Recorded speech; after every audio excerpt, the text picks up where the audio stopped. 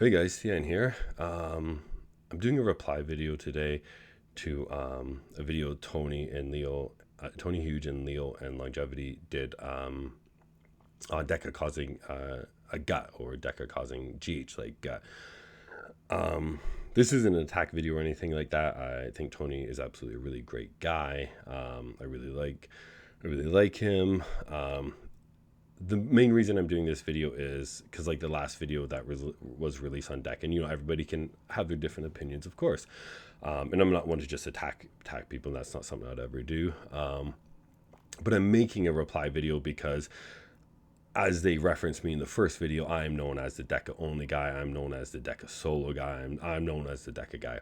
So when a video like this gets released, my inbox or my group gets flooded with oh my God, what do you think about this? Deca causes this. And then I'm having to defend my approach to things, or my suggestions on things. So this is basically what this video is I replied to all the people asking me, hey, does Deca do this? Should I worry about this? Yeah, and this is my reply. This is my reply video, basically, on to everybody asking me. So it's just out there in public, and I'm not getting constantly PM'd and flooding with it. I have my notes here. Hopefully, I go in order here. I kind of wanted to reply to each topic that was mentioned in the video. So yeah, where do we start? So the first thing I wanted to touch on was the studies that were posted that were rat studies. So the interesting thing about steroids is that on a lot of the effects steroids have on rats actually have the literally complete 180 effect on humans. One of the topics touched in the prior video they did on Deca and cortisol, and how testosterone lowers it. Well, it's really interesting because, again, rat studies were being talked about, is that testosterone rat studies lower cortisol, and then the testosterone human studies, especially to stressful events, testosterone raise cortisol, literally complete 180 effect. This is why one thing I say is that rat studies can sometimes mean something, but they can also, and many of the times, mean absolutely nothing, and nothing meaning they having a complete opposite effect as well. So this is no different with Deca here. What was I saying? Sorry, guys. Reading my notes, and that's kind of throwing me off. Oh yeah, the Deca. So the study that was talked about was Deca's effect on glucose uptake in the muscle, insulin's response to glucose, Deca causing insulin resistance, and so on, which could possibly lead to GH gut. So this was a rat study, like my other aforementioned study with testosterone there. The studies we have on humans, and there's a whole bunch of them, all of them, first off, show an improvement of insulin sensitivity, and I'm going to post these studies on the video as well, guys. So Deca in humans, sorry guys, I'm actually still a little bit sick. So Deca in humans actually improve insulin sensitivity. Every single study in humans, it actually improves insulin sensitivity. And as Leo mentioned, that a glucose tolerance test, you want to see the response of insulin, the insulin response to the glucose ingested. And funny enough, which they did on the rats, which was good, they also did the same with nandrolone in human studies. So why would we even utilize the rat studies when we have human studies? And what did those rat studies show? The human study showed the complete opposite effect. As I was saying, the human study showed an improvement of the insulin response to glucose, an improvement of glucose uptake via the muscle, an improvement in insulin sensitivity, everything as a whole. Deca has a complete opposite effect in rats than it does in humans, completely improving, as I just mentioned, insulin sensitivity as a whole in comparison to the opposite effect in rats. Rats are not humans. Animals are not humans. We have all vastly different response enzymes and just a whole bunch of different things going on, which I mentioned before when somebody posted a sheep study with GH, and I think it was GH, I can't remember. Anyways, sheep, was it sheep or cows? I can't remember. Anyways, they have a specific enzyme that converts to a different form of estrogen, and people were trying to utilize this study that GH, I think it was, did this or that, and it's you can't compare animal to human studies, guys. It's only sometimes they have a very direct, what do I want to say, correlation, a very direct, like exactly the same outcome. Very, very rarely here. So yeah, but besides this, yeah, every single study ever done on nandrolone basically has shown an improvement of insulin sensitivity in humans. We're humans, that's all that matters. The rat studies have a complete opposite effects. That we're not rats. If we were rats, then it would matter. There's actually, and another thing talked about, they were talking about how testosterone was so great because it improves insulin sensitivity.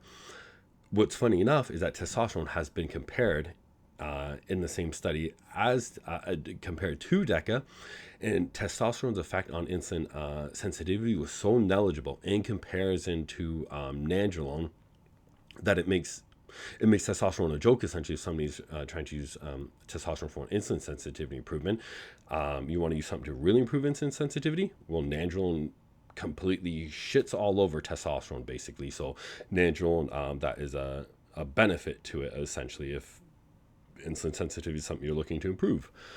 I think I touched on that study. So Deca completely improved the insulin response to glucose, completely improved insulin sensitivity, glucose uptake in the muscle, complete opposite of the rats, as I said.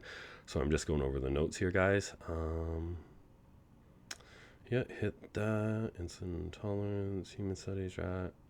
Did I mention? Yeah, I mentioned the testosterone cortisol. Yeah, another complete 180 effect from rats to humans. In a real world application, I don't think I mentioned this one yet. So nandrolone, especially in the 70s, was insanely abused. Just about everybody used it. This is from doctors' books. This is straight from pros themselves. Nandrolone was probably the most item used solo and the most item used in general and abused, and people stayed on it for years. Endless pros admit this, and doctors and so on.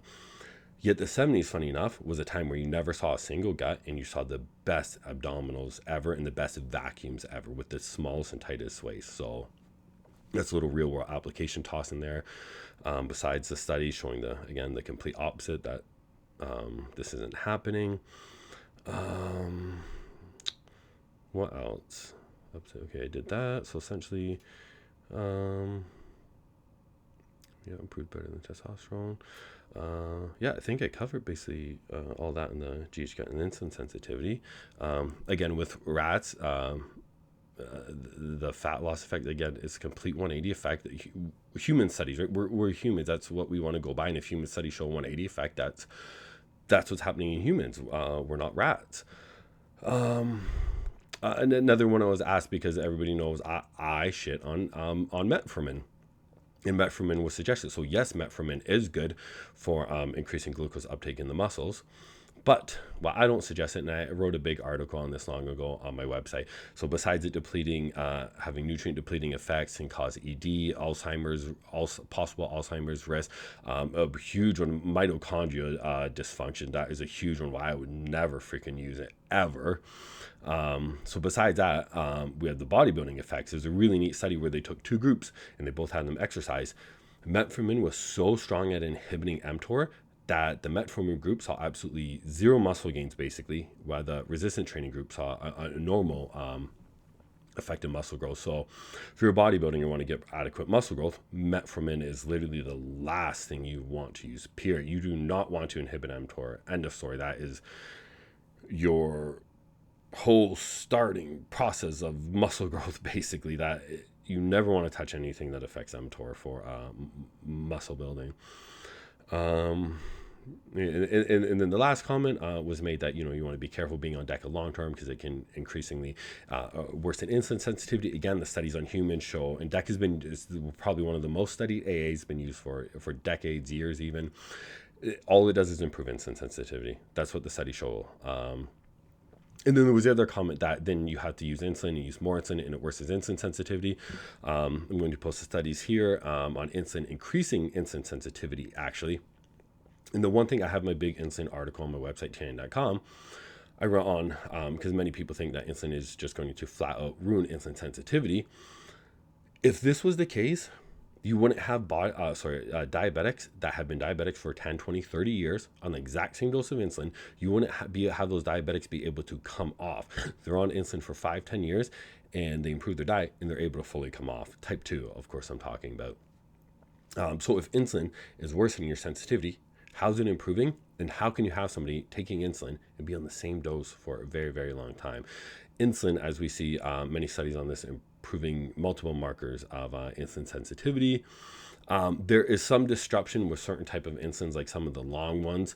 However, these studies are not good ones to go by for multiple reasons. The main ones that they showed that insulin resistance did worsen a tiny bit. These are the ones that are shown to insanely increase appetite and weight gain. So are these insulins causing it directly, or is it not indirectly? This is something we don't know, but something that sounds more plausible, because these are the ones where, again, all the studies show increased appetite and increased weight gain. And what's funny enough is that some of the other insulins actually decrease appetite and cause a weight loss. So it's more than likely what is happening. The insulins the minor ones that did show worsen insulin sensitivity were ones where people had increased appetite, ate more, worsened their health, and had worse insulin sensitivity. So yeah, guys, I think I covered all of that. So hopefully everybody sees this who keeps asking me and they see the studies and wondering, hey, is Deca causing a GH? Is it causing insulin sensitivity and so on? No, it's not. Human studies, it's not inhibiting glucogenesis. It's not worsening glucose uptake by the muscle. Insulin sensitivity, it's increasing it all. It's beneficial, and it's better in all those areas than testosterone. So testosterone doesn't have the hand here and the benefit here. Deca actually does. So yeah, that's it for the video, guys. Yeah, thanks for watching. Thanks for subscribing. Thanks for subscribing to my forums, my Facebook group, following and sharing my content. I really appreciate it. That helps me grow, guys. Thank you for watching. And yeah, that's it. Take care, guys.